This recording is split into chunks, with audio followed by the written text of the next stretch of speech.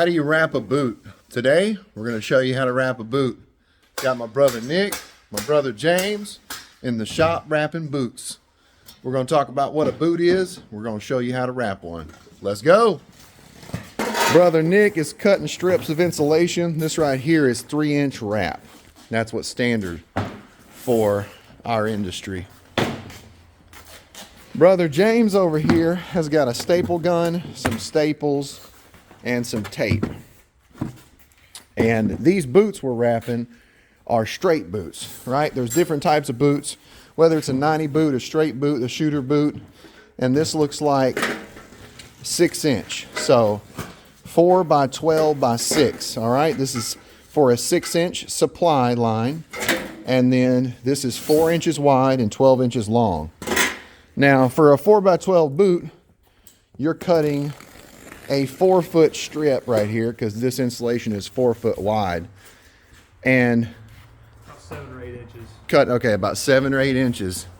And then brother James over here is taking it and wrapping the boot, and then he's taking the 2 ends and he is stapling those together. And then what he's doing right there is he's folding it over so it's tight, right? Yes. All right, so we're gonna, brother James is gonna show you how to do this. See, he's stuffing it, and then he's folding it over, and then he's stapling it. So, and then the next thing he does is he gets some tape just to secure it. Look at that. That's beautiful. And this is for a job you guys have got to do, right? Yeah. Okay, deal. Awesome. So, we're gonna watch you start to finish, brother James. All right. Got to get another boot. Should have brought that to you. Should have been on it. All right, brother James is going to show you how to do this. Here we go. Got your insulation, 4 foot long, 7 inches wide. Wrapping it. Bring it together. And then take and cut it. That way it fits the boot. Next step. Fold it over, and then take your staple gun and staple the ends together. Now, push the insulation down and fold both ends. Pretty easy to do. Now, some boots come pre-insulated. We insulate ours. You can see it doesn't take very long to insulate a boot. I think in less than a minute he can do this. Now, anything that we're not looking at or not covering here that is done that's extra for this boot. The angles. Unless we're putting a ceiling, we'll put angles on it. But okay, so if you're putting it in a ceiling, you put angles on each side, James. Which there is a boot like this right there. You've got one already. Okay, so on every side, you guys are putting some angles with some 1/4-inch zip screws. Sometimes they're longer than that though too, depends on the spread of the joists. Got it. Okay, so sometimes you'll extend the angle, that way you can screw it to the joist. But if it fits right in the joist, you don't have to do that.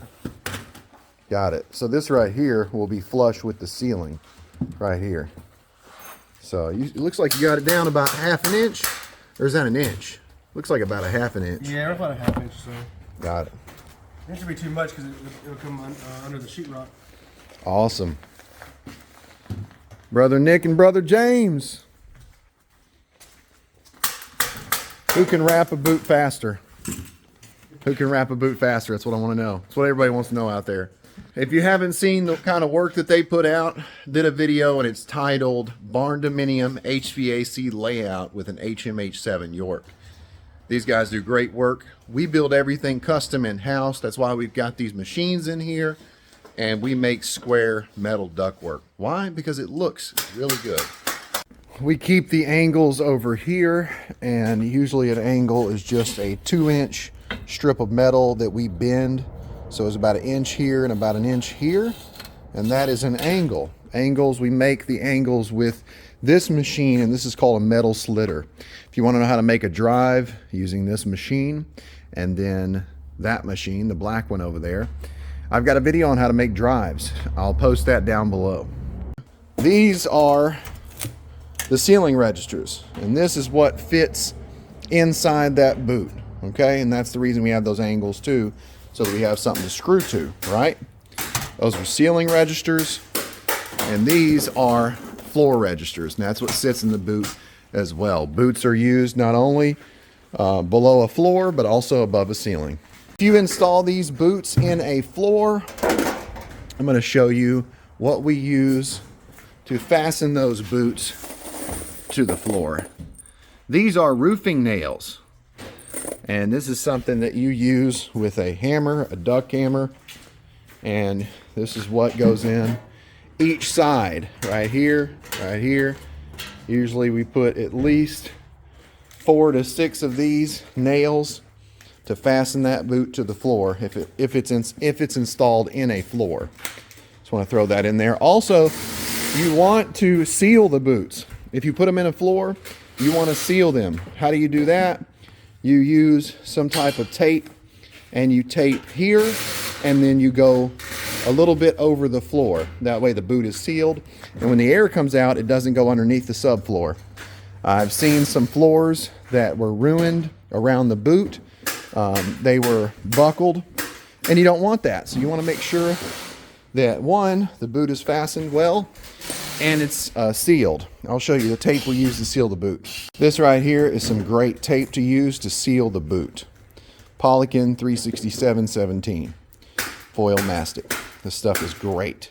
It's expensive, but it's good. If you enjoyed today's video, hope you learned something. If you did learn something, let me know in the comments what it was. If you don't have a question, let me know who you are and where you're from. If you liked the video, hit the like button, subscribe, smash that bell, ding, so you know what I'm doing.